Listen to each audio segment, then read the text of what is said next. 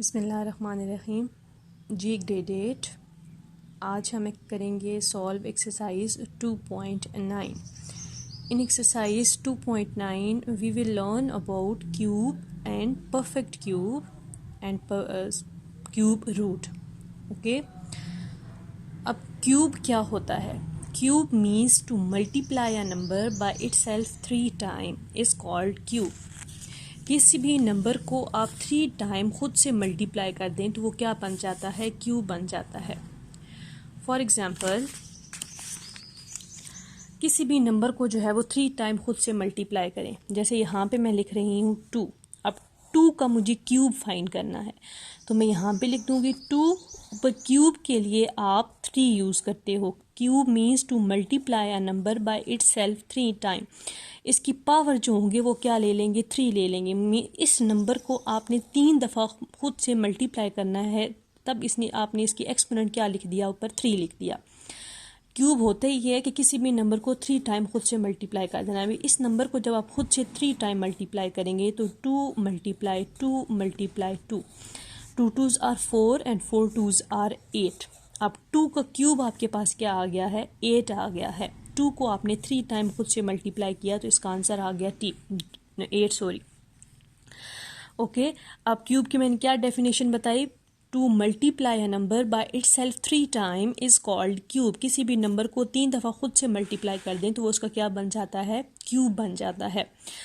अब अगला एक टॉपिक है कि परफेक्ट क्यूब क्या होता है। परफेक्ट क्यूब होता है किसी भी नंबर, किसी भी इंटीजर को अगर उसकी पावर 3 आ जाए तो वो परफेक्ट क्यूब बन जाता है। फॉर एग्जांपल, अगर मैंने चेक करना हो कि मेरे पास ये जो 27 है ये परफेक्ट क्यूब है या नहीं है, अगर इंटीजर को मैं एक्सपोनेंट की फॉर्म में लिखूं या फिर बेस एक्सपोनेंट की फॉर्म में लिखा जाए तो इसकी ऊपर एक्सपोनेंट 3 आती है या नहीं आता।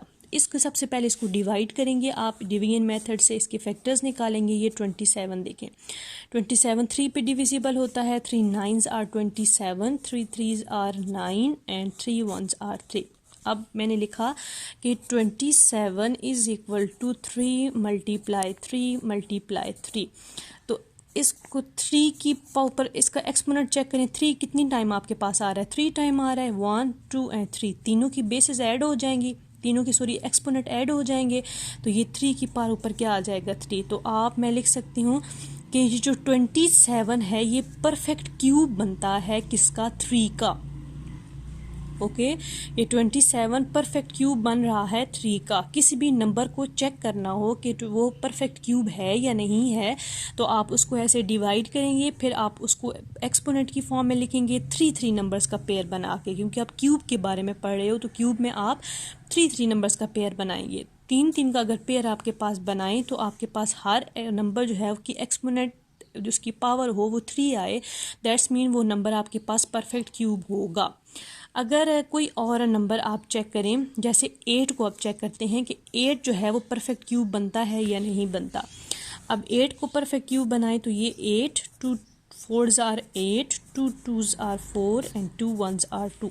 अब 8 को मैं लिख सकती हूँ 2 मल्टीप्लाई 2 मल्टीप्लाई 2। अब 2 की पावर क्या आ गई? 3। देखिए इसकी पावर 3 आ गई ना, दैट मीन कि 8 is a perfect cube of 2। जो है वो 8 परफेक्ट क्यूब बनता है किसका? 2 का। ओके, अच्छा जी, उसके बाद अगला हमारा टॉपिक है कि क्यूब रूट कैसे फाइंड करते हैं। क्यूब रूट के लिए आप ये साइन यूज़ करते हो, ये रूट का साइन, ठीक है, और बाहर जो है वो इसकी जो सर्ड लिख देते हैं, जो इसकी पावर जो बाहर इसकी जो नंबर साथ लिखते हैं वो क्या लिख देते हैं? 3 लिख देते हैं। ओके, स्क्वायर रूट में आप सिंपल ये साइन यूज़ करते थे, बाहर कुछ भी नहीं लिखते थे, लेकिन आप क्यूब रूट में फाइंड कर रहे हैं तो इसकी जो बाहर सर्ड लिखेंगे वो क्या कहलाएगी? ये इसकी जो है वो साथ आप 3 लाजमी मेंशन करोगे कि आप क्यूब रूट फाइंड कर रहे हो। ओके, मीन्स कि ये जो फॉर एग्जांपल अगर एक्स आपके पास नंबर हो तो आपने उसका क्यूब रूट फाइंड करना हो तो उसके ऊपर एक्सपोनेंट क्या आ जाता है? 1/3। ओके, यानी कि इस साइन को हटा के जब आप इसको यूं लिखोगे तो वो क्या लिख देंगे? 1/3 लिख देंगे। अब स्टार्ट करते हैं अपना क्वेश्चन नंबर 1 एक्सरसाइज 2.9 का। क्वेश्चन है आपके पास, which are the perfect cube, इनमें से कौन से जो हैं वो आपके पास परफेक्ट क्यूब बन रहे हैं। अभी मैंने आपको बताया कि चेक करना हो कि वो परफेक्ट क्यूब बनता है या नहीं बनता। सबसे पहले उसकी जो है वो डिवीजन करते हैं, डिवीजन के बाद उसके पेयर्स बनाते हैं। तो हर नंबर के एक्सपोनेंट क्या आना चाहिए, ऊपर 3 आना चाहिए। 5 1 2 है तो आपने इसकी 2 से डिवीजन स्टार्ट की, 2 2s are 4, इधर 1 बच गया, 2 5s are 10, 2 6s are 12, फिर 2 1s are 2, 2 2s are 4, 2 8s are 16, फिर 2 6s are 12, 2 4s are 8, now 2 3s are 6 and 2 2s are 4, 2 16s are 32, 2 8s are 16, 2 4s are 8 and 2 2s are 4, 2 1s are 2। अब आप इसके लिखें कि 5 1 2 के क्या क्या फैक्टर्स आए हैं। 2 multiply 2 multiply 2 multiply 2 2 2 multiply 2 and multiply 2 and multiply 2। अब इसके ज़रा पेयर्स बनाएं, और पेयर्स आपने बनाने हैं 3 3 के, ठीक है। At a time 3 same number आपने इकट्ठे लेने हैं, क्योंकि आप क्यूब फाइंड कर रहे हो। ये इकट्ठे लेंगे, इसके एक्सपोनेंट की फॉर्म में लिख देंगे तो 2 की पावर 3 आ गया। ये आपने इकट्ठा लिया, इसको एक्सपोनेंट की फॉर्म में लिख दिया तो ये आपके पास क्या आ गया, 2 आ गया। फिर आपने इन तीनों को इकट्ठा लिखा तो इसको एक्सपोनेंट की फॉर्म में क्या लिख दिया, 2। अब इन तीनों नंबर ये की एक्सपोनेंट क्या आ रही है, ऊपर पावर 3 आ रही है। अब इन तीनों को ज़रा इकट्ठा करके लिख दें। ये 2 मल्टीप्लाई 2 तीनों की आपके पास पावर सेम थी ना, तो आपने जो है वो जो इनकी बेस थी उस बेस को आपने एक जगह लिखी है, पावर को इकट्ठा एक जगह लिख दिया, ठीक है।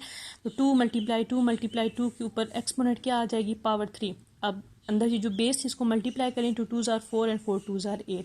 अब ये सिंगल नंबर आ गया और उसकी ऊपर एक्सपोनेंट क्या आ गया, 3। तो देखें इसकी एक्सपोनेंट 3 आ गई है ना, तो किसी भी नंबर का अगर लिखें उसकी एक्सपोनेंट की फॉर्म में लिखें, तो एक्सपोनेंट की फॉर्म में अगर उसकी एक्सपोनेंट जो है ऊपर 3 आ जाए, दैट्स मीन वो परफेक्ट क्यूब बन रहा होता है।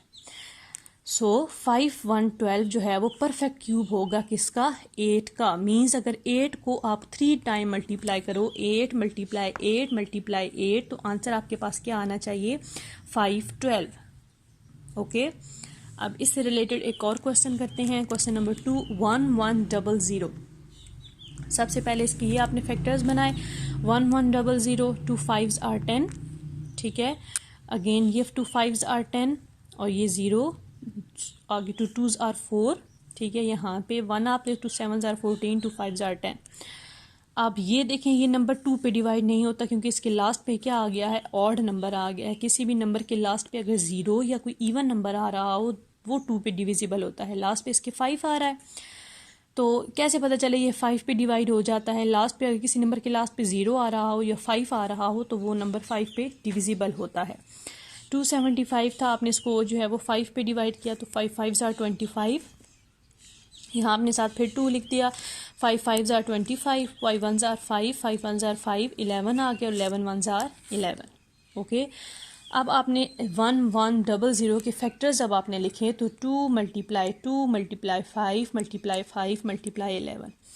अब ज़रा चेक करें कि कोई भी नंबर 3 की जो है वो एक्सपोनेंट में नहीं आ रहा। किसी भी नंबर की जब मैं उसको किसी भी नंबर को जब मैं उसको एक्सपोनेंट की फॉर्म में लिखूं तो कोई भी वो 3 की एक्सपोनेंट की फॉर्म में नहीं आ रहा। ये 2 की पावर 2 आ जाएगा, जब इस 5 को आप लिखेंगे तो ये 5 की पावर 2 आ जाएगा और ये 11 सेपरेट। मतलब कोई भी नंबर 3 की फॉर्म में इकट्ठे नहीं आ रहे, ठीक है। 3 की एक्सपोनेंट में नहीं आ रहे, 3 की पावर में नहीं आ रहे, तो इसका मतलब है कि ये 11 जो 1 1 0 0 है ये परफेक्ट क्यूब नहीं बनता, किसी भी नंबर का परफेक्ट क्यूब नहीं बनेगा। ओके, इसी से रिलेटेड एक और क्वेश्चन करते हैं। ये क्वेश्चन नंबर 4 देख लें। 729 के जब आपने फैक्टर्स बनाए, ये ऐसे आप डिवाइड करोगे तो उसके जो फैक्टर्स बने वो आपके पास आए हैं 3 multiply 3 multiply 3 multiply 3 multiply 3 and multiply 3। आपने 3 3 के ये पेयर्स बनाए, ठीक है। जब आपने इसको एक्सपोनेंट की फॉर्म में लिखा तो 3 की पावर 3 की पावर 3 मीन्स ये जो 3 है ये 3 टाइम आ रहा है, ये जो 3 है अपने 3 टाइम आ रहा है। फिर आपने जब इसको एक्सपोनेंट दोनों की सेम आ रही थी ना, तो आपने इसको एक एक्सपोनेंट में लिख दिया, एक पावर में लिख दिया। ये 3 और मल्टीप्लाई आपस में बेसिस आपस में मल्टीप्लाई हो गई, 3 3s are 9 और 9 की पावर 3। ये देखें ये जो नंबर आपके पास आया है इसके ऊपर पावर क्या आ गई है, 3 आ गई है। मतलब लास्ट पे एक ऐसा इंटीजर आ गया है जिसकी जो है वो पावर क्या आ गई है, आपके पास 3 आ गई है।